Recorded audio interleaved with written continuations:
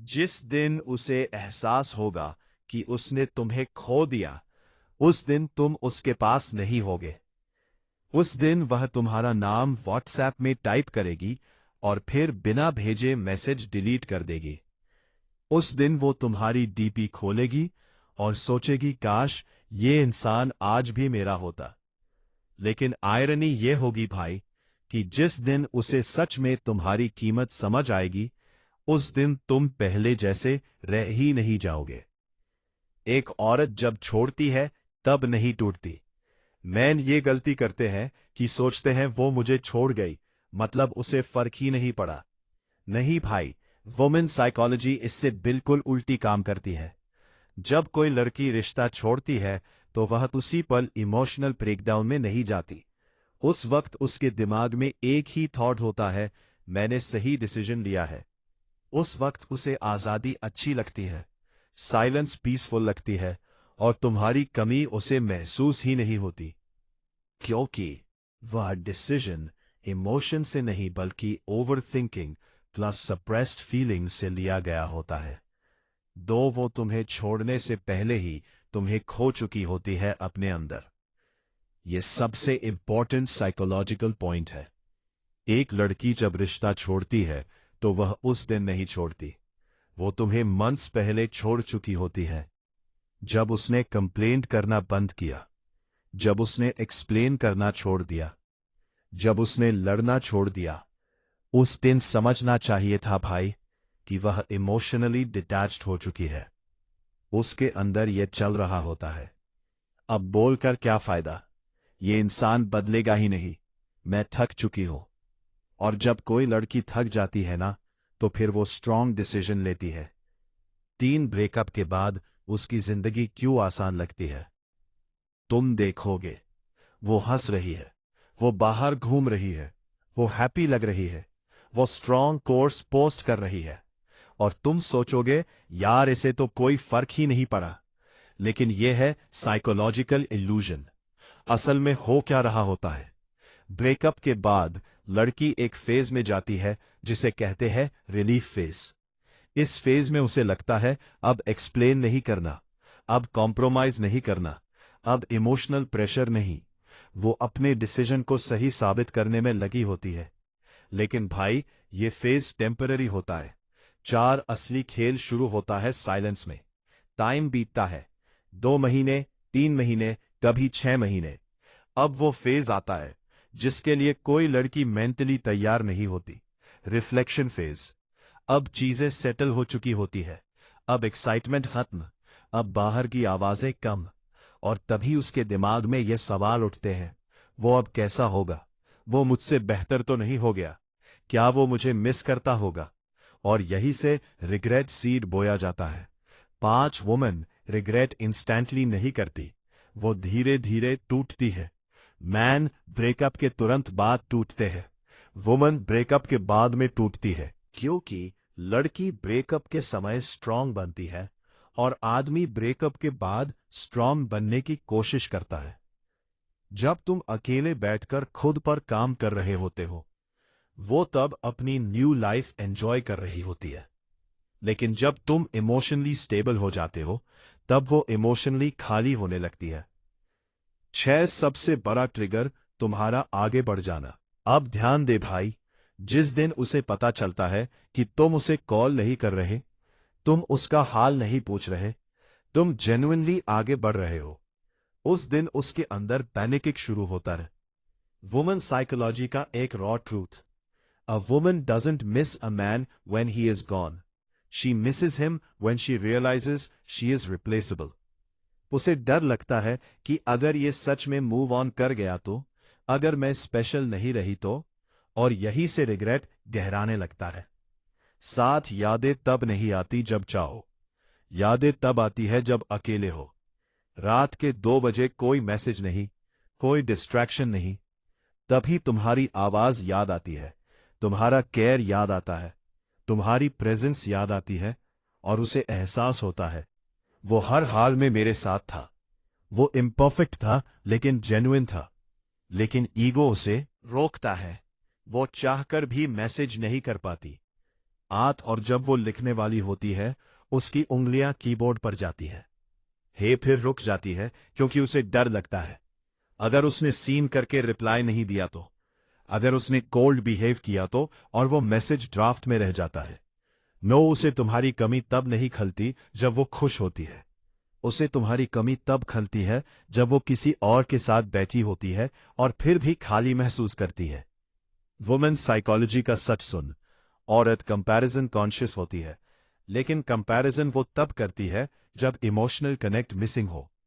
वो किसी और के साथ हंस रही होगी, लेकिन अंदर से सोचेगी, ये कह तो नहीं करता जैसे वो करता था, ये समझता नहीं, ये मुझे पढ़ नहीं पाता।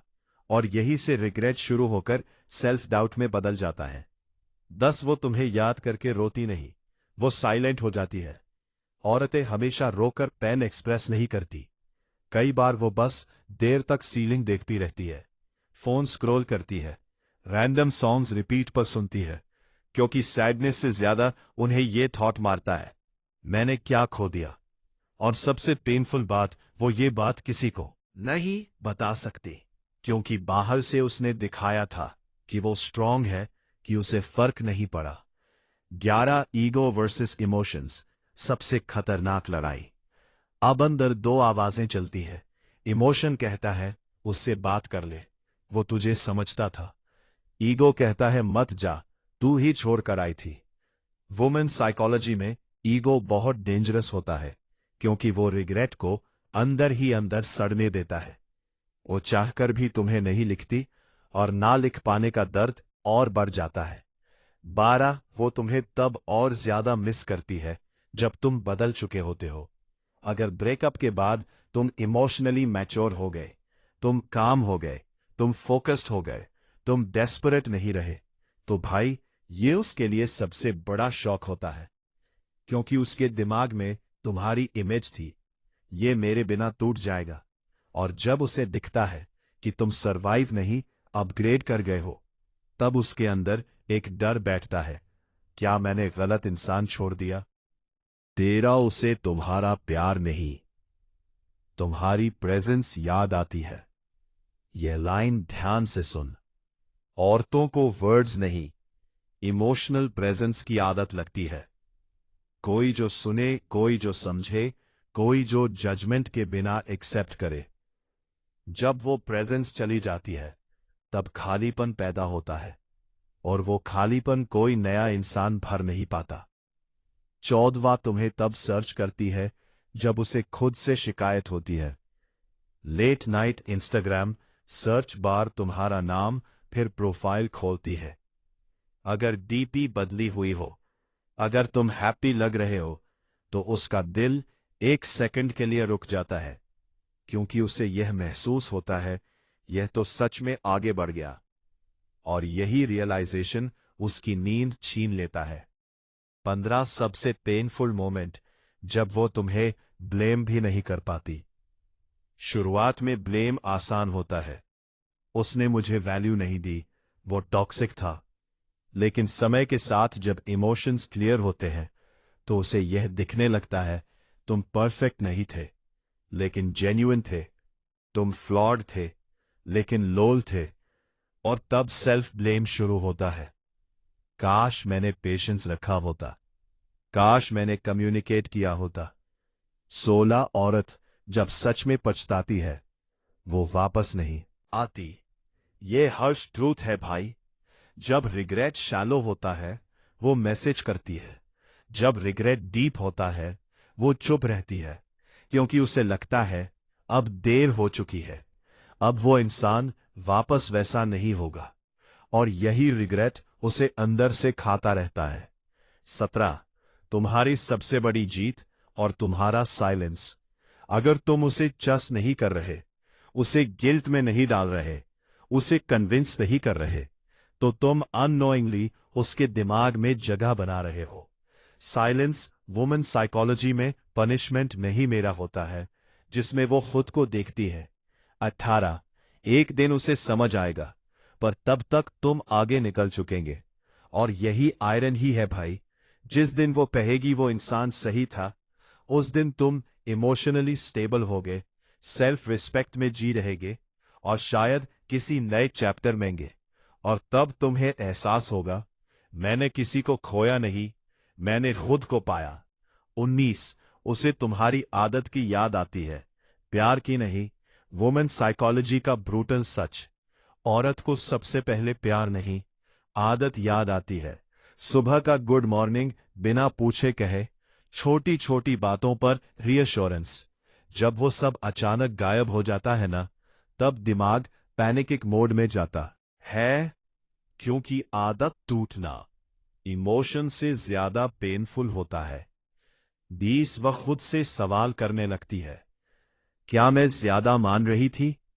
अब ब्लेम बाहर नहीं जाता, अब ब्लेम अंदर जाता है। वह खुद से पूछती है, क्या मैं ओवर रिएक्ट कर रही थी? क्या वो इतना बुरा था? क्या हर रिश्ते में ये प्रॉब्लम्स होती है? और यही सवाल उसके कॉन्फिडेंस को खा जाते हैं। वो नए लोगों में तुम्हें ढूंढती है और हार जाती है। ये सबसे साइलेंट पेन है। वो नए इंसान से बात करती है, लेकिन सबकॉन्शियसली कंपेयर करती है। ये उतना अटेंटिव नहीं, ये मुझे ऐसे नहीं समझता, ये प्रेजेंस नहीं है। और हर कंपैरिजन तुम्हें उसके दिमाग में और ऊंचा बिठा देता है। उसे तुम्हारी गलतियां नहीं, तुम्हारी कंसिस्टेंसी याद आती है। टाइम के साथ मेमोरीज फिल्टर हो जाती है। उसके दिमाग में ये नहीं बचता, तुमने कहा गलती की, तुम कहा इम्परफेक्ट थे। उसके दिमाग में बस ये बचता है, ये इंसान हमेशा था। कंसिस्टेंसी वुमेन साइकोलॉजी में सबसे एडिक्टिव चीज होती है। वो तुम्हें तब मिस करती है जब उसे कोई समझाने वाला नहीं होता। लाइफ में जब कोई डाउनफॉल आता है, स्ट्रेस, लोनलीनेस, कंफ्यूजन, तब उसे याद आता है कि एक इंसान था जो बिना सॉल्यूशन दिए बस सुन लेता था। और तब उसे एहसास होता है, मैंने इमोशनल सेफ्टी खो दी। वो तुम्हारी वैल्यू तब समझती है जब उसे खुद एक्सप्लेन करना पड़ता है। तुम कभी उसे एक्सप्लेन नहीं कराते थे, तुम समझ जाते थे।